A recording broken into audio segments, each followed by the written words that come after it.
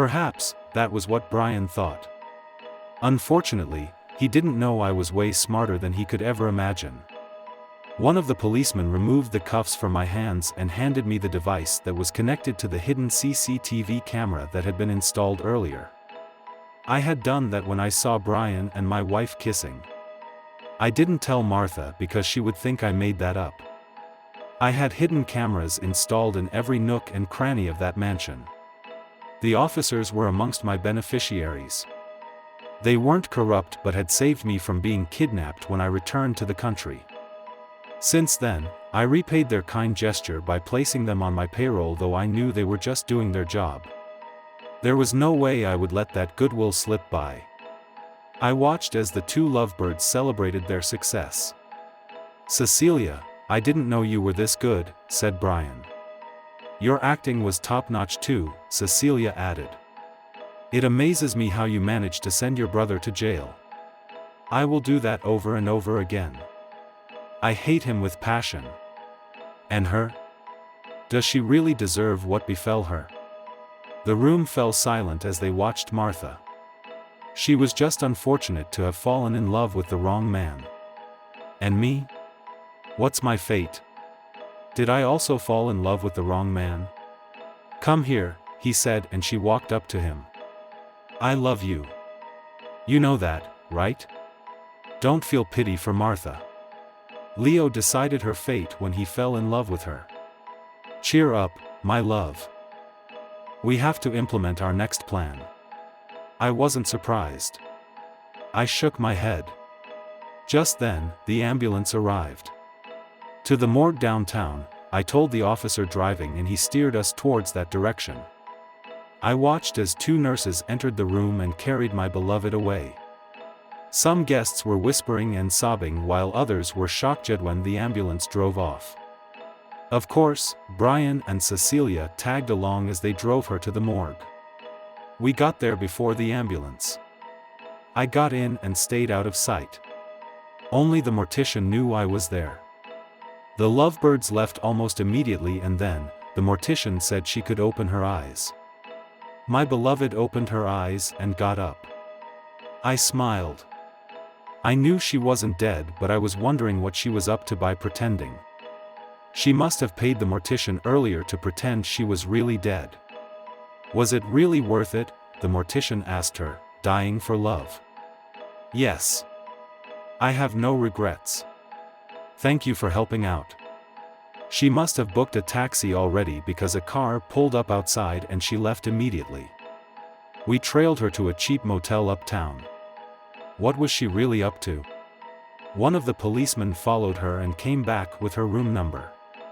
My chauffeur drove my SUV to the motel alongside two bodyguards. I dismissed the policemen so they could go back to work. I asked one of my bodyguards to keep watch over my beloved while the other followed me to one of my homes.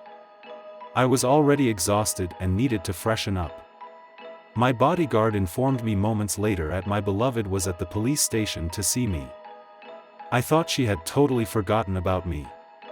That was quite encouraging. I went to wait for my beloved at the motel. She was still at the station. I sneaked in and waited for her in the dark. She arrived moments later and stood quietly for a while before uttering a short prayer. "God, please, keep him safe." "Amen," I echoed, and she quickly switched on the light. She stood in utter shock when she saw me. She looked amazing. I felt a frisson of delight surge through me. At that moment, I found myself in a state of euphoria, but I tried to control my emotions. She rushed towards me and tried to hug me, but I didn't let her. She stood still. "I just wanted to be sure you're alive," I said, and walked towards the door. She hugged me, but I freed myself from her grip and walked away, leaving her completely perplexed. I heard her scream, "What have I done wrong? Why are you acting so cold towards me?" But I paid no attention to her as I shut the door behind me. She dashed out of the room and caught up with me at the parking lot. "Why are you treating me like a plague?" she asked. "Because you are a plague," I replied. "You've never spoken to me in such manner.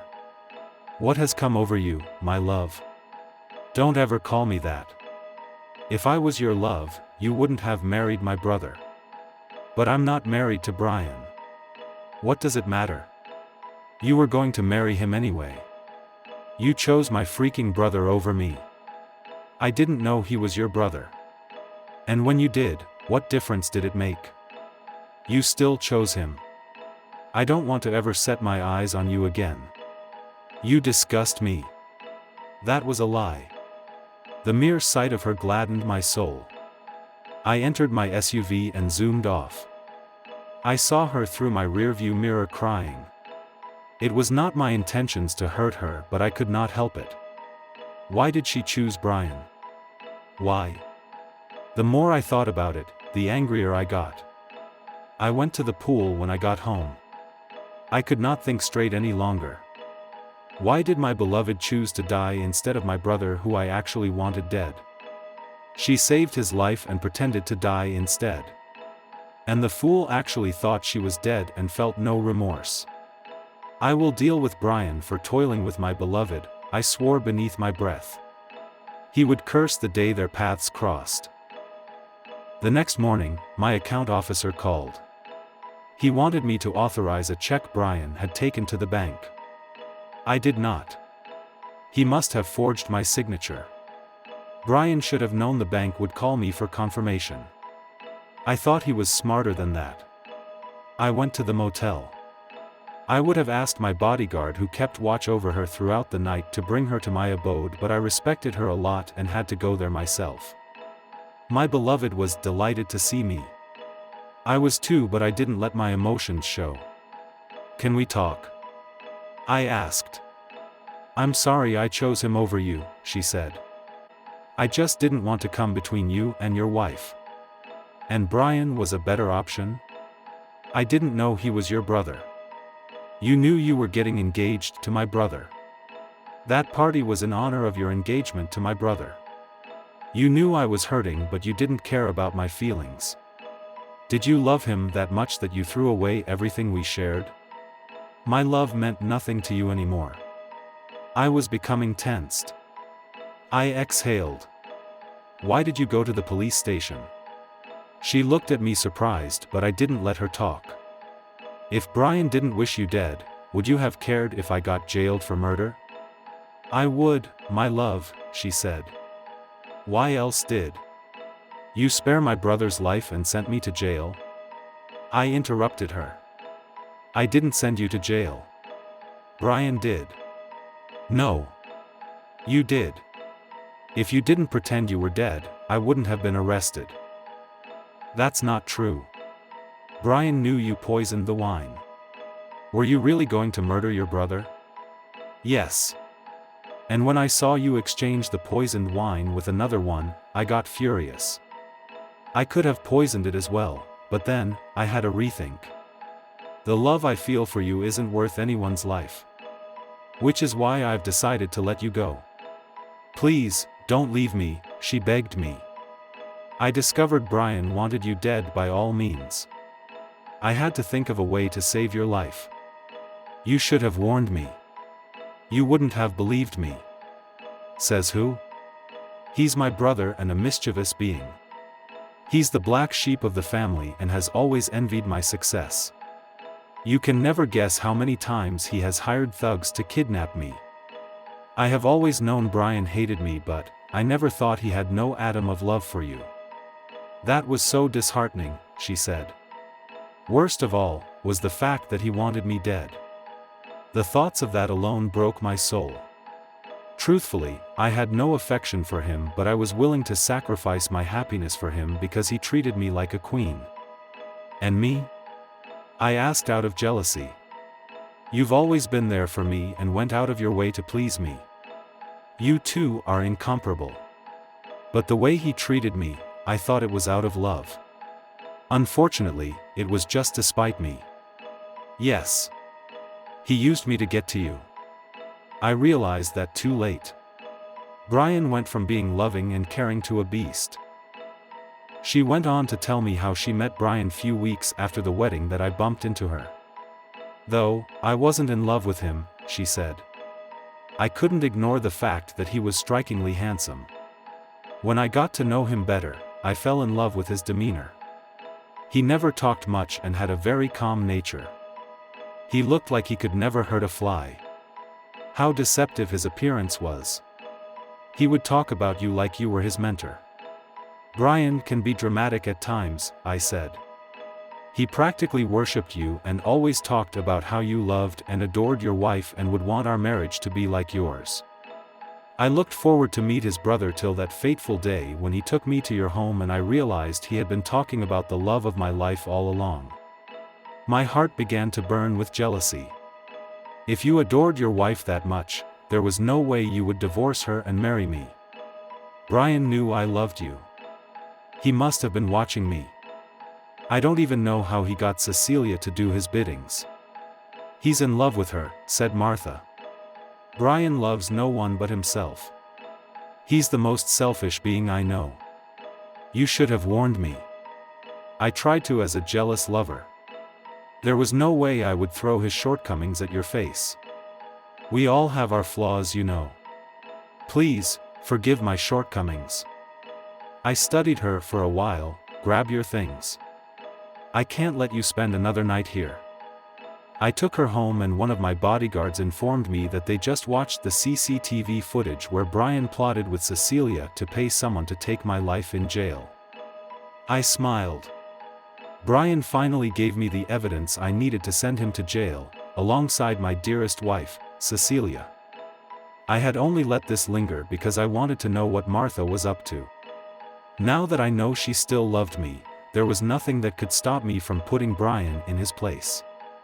I went back to my mansion, accompanied by the 2 policemen and my beloved. She waited in the car while the rest of us went inside. You won't believe the shock on their faces when they saw me. You didn't miss me, brother? I asked. How rude. What the heck are you doing here? Asked Brian angrily. This is my home, I replied. Where else would I be? Jail. Oh, I totally forgot. What was my crime again? Officers, how did you let a murderer roam about freely? And put our lives in danger, Cecilia added. One of the policemen walked up to Brian. You're under arrest for. He began but Brian interrupted him. You can't arrest me. Leo should be arrested for the murder of my fiancée whom I'm still mourning. She needs justice. Officers, the loss of his fiancée has not been easy with him, said Cecilia. My husband poisoned her. He's still devastated about her demise and you're here to arrest him? That's not fair. What a perfect pair. How did I get entangled with a woman like that? I pouted in disgust. Enough with the drama. I signaled my bodyguard to get my beloved and when she walked in, the whole room fell silent. The 2 lovebirds looked at her like they had seen a ghost. Feel free to touch her, I said. Surprisingly, Brian tried to touch her with his filthy hands but my bodyguard stopped him. My love, I'm glad you're alive, he said. You survived the poison. I still don't know why my brother poisoned you. Good to have you back. I miss you. Really? Martha replied. I thought that was my fate to die for love. What are you talking about? My baby, I love you dearly. Your fate is to spend eternity with me. Shut up. Martha screamed. What were you thinking? That I'm stupid? How belittling. Let me make this quick. Don't talk to him like that, said Cecilia, calmly interrupting her. He has been through a lot because of you. Shut up, Cecilia. How dare you defend him? Can't you see he's using you? Like he used me? Cecilia looked at her totally lost. He's only using you because when Leo's gone, you will become a widow and the only heir to Leo's entire fortune. What? Cecilia asked, completely shocked. You didn't know that, right? I asked amusedly. And I thought you were the smart one. How embarrassing. I'm sure by now you must have figured out what would have happened to you if my brother had succeeded. Or do I have to put it down in writing that you would have been next in line on his murder list? Because all he ever wanted was my wealth and not your stupid love. Isn't that right, Brian? Brian looked at me angrily and then at Cecilia. Don't listen to them, he said. Cecilia walked up to him and slapped him hard on his face. Officers, take him away. Brian didn't say a word. He knew he had lost. After his hands were cuffed, the officer took him away while the other tried to arrest Cecilia, but she resisted and ran towards me, but my guard stopped her. Leo, please, don't let them take me away, she said. I'll do anything you want. I'll sign the divorce and go far away. You won't ever see me again. I walked up to her. I know I wasn't the best husband to you. It's my fault you got entwined with Brian. If I had been there for you, you wouldn't have believed his lies. On that note, I'll get you a good lawyer and ensure your sentence is reduced. No, she screamed as the officer cuffed her hands and then took her away.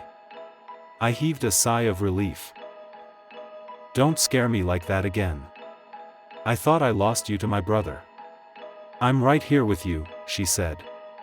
You're the only man who understands me perfectly. Even my unspoken words. I love you with my entire being. She kissed me. Of course, I kissed her back. That was it. I finally got back the love of my life. If you were in my shoes, would you let Cecilia go to jail? Let me know in the comments section. If I get enough answers, I just might tell you if I and my beloved lived happily ever after. Be sure to like and share after subscribing, of course. See you in the next video.